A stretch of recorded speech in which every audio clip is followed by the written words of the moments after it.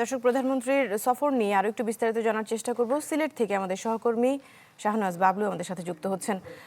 বাবলু, প্রধানমন্ত্রী তো এরই মধ্যে বেশ কিছু প্রকল্প উদ্বোধন করেছেন, এরপরে কি কর্মসূচি রয়েছে আমাদেরকে যদি একটু বিস্তারিত বলতেন। প্রতিদিন গোসলে সিরামের উজ্জ্বলতা মেরি সিরাম সোপ বার। প্রধানমন্ত্রী এখন যে খাল খননের পুনর্খননের কার্যক্রম উদ্বোধন করেছিলেন শহরের যে কাশীপুর ইউনিয়ন রয়েছে সেখান থেকে তিনি সরাসরি সার্কিট হাউসে আসবেন, সেখানে জোহরের নামাজ আদায় করবেন, তারপর তিনি দুপুরে খাবার খাবেন। এরপরেই কিছুক্ষণ রেস্ট নিয়ে বলা যায় যে সিলেটের জেলায় যে স্টেডিয়াম রয়েছে সেখানে নতুন করে স্পোর্টস যেটি উদ্বোধন করার কথা সেখানে তিনি আসবেন। এখানে আমি একটু দেখাই যদি স্টেডিয়ামের সামনে, জেলা স্টেডিয়ামের সামনে যারা অংশগ্রহণকারী আছেন, যারা এখানে অংশ নেবেন তারাও এসেছেন। ইতিমধ্যেই ক্রীড়া প্রতিমন্ত্রী আমিনুল হকের সঙ্গে আমরা কথা বলেছি, তিনি জানিয়েছেন যে সব ধরনের প্রস্তুতি ইতিমধ্যেই সম্পন্ন করেছে জেলা প্রশাসন এবং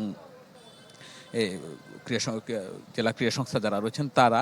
এবং তিনি বলেছেন একযোগে সারা দেশেই এটা উদ্বোধন করা হবে, যেখানে ফুটবল, ক্রিকেট, কাবাডি সহ প্রায় 8টি খেলায় দেশের তরুণরা অংশগ্রহণ করতে পারবেন। ইতিমধ্যেই প্রধানমন্ত্রী যে সুধী সমাবেশ ছিল সেখানে তিনি বক্তব্য বলেছেন সারা দেশের ইতিমধ্যেই প্রায় 1,30,000 শিশু ইতিমধ্যেই এটাতে রেজিস্ট্রেশন করেছে। তিনি আশা প্রত্যাশা ব্যক্ত করেছেন যে এই শিশুদের মধ্য থেকেই দেশকে নেতৃত্ব দানকারী ক্রীড়াবিদ উঠে আসবে, বাংলাদেশকে রিপ্রেজেন্ট করবে এই শিশুরাই যে নতুন করে স্পোর্টসের মধ্য দিয়েই।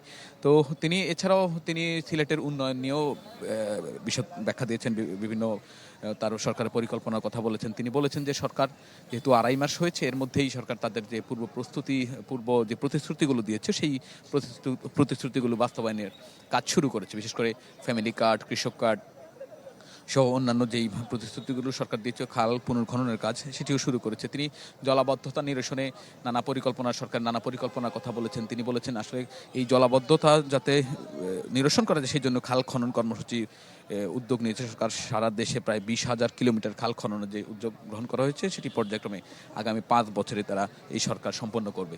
আর তিনি উদাহরণ টেনে বলেছেন, বুড়িগঙ্গা পানির কথা বলেছেন। বুড়িগঙ্গার পানি অনেকটাই বিষাক্ত হয়ে গেছে। এভাবে যদি সারা দেশের নদীর পানি বিষাক্ত হয়ে যায় তাহলে ভয়াবহ পরিস্থিতি ধারণ করতে পারে বলে তিনি শঙ্কা প্রকাশ করেছেন। তিনি এর জন্য যত্রতত্র বন্যা বজ্র যাতে এই নদী খালে না ফেলে সেজন্য দেশবাসী এবং সাধারণ মানুষকে সচেতন হওয়ার আহ্বান জানিয়েছেন। পাশাপাশি তিনি বলেছেন সিটি কর্পোরেশনের আওতাধীন যতগুলো স্কুল আছে স্কুলের শিশুদেরকে এইভাবে সচেতন করা যায় যাতে করে শিশুরা তাদের এই যত্রতত্র আবর্জনা এবং সবকিছু এইসব বিষয়ে সচেতন থাকে।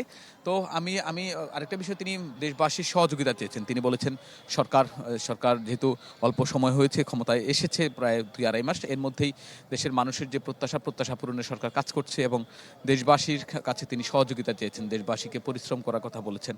তিনি বলেছেন যে সকলের সহযোগিতা থাকলেই আসলে যে বাংলাদেশের স্বপ্ন দেখেছিল এই দেশের মানুষ এবং এই সরকার বিএনপি, সেই প্রত্যাশিত বাংলাদেশ তারা নির্মাণ করতে পারবেন। আপনি জানেন আজকে সকাল থেকেই এই সিলেটে মুষলধারে বৃষ্টি হচ্ছিল। এখন অনেকটা আবহাওয়া বলা যায় অনেকটা অনুকূলে আছে, যে কিছুটা রোদ উঠেছে। তো এর মধ্যেই তিনি তার স্ত্রীকে নিয়েই সকাল 10টার দিকে বিমানবন্দরে আসেন। সেখান থেকেই হযরত শাহজালালের মাজার জিয়ারত করেন। জিয়ারত শেষে তিনি যে এই সিটি কর্পোরেশন সুরমা নদীর তীরে যে জলাবদ্ধতা নিরসনের যে ভিত্তিপ্রস্তর সেটি স্থাপন করেন। এরপরে সুধী সমাবেশে বক্তব্য রাখেন। সুধী সমাবেশে বক্তব্যের মধ্যে দিয়ে একটা কথা স্পষ্ট করেছেন যে এই স্বপ্নের বাংলাদেশের জন্য এই জাতি এবং বিএনপি সরকার স্বপ্ন দেখেছে, সেই স্বপ্ন বাস্তবায়নে সকলের সহযোগিতা চেয়েছেন প্রধানমন্ত্রী তারেক রহমান। দৃষ্টি। জি, শাহনাজ বাবলু, ধন্যবাদ আপনাকে আমাদের সাথে যুক্ত হওয়ার জন্য। পরবর্তীতে কিছু জানার থাকলে আমরা ফিরে আসবো আবার আপনার কাছে।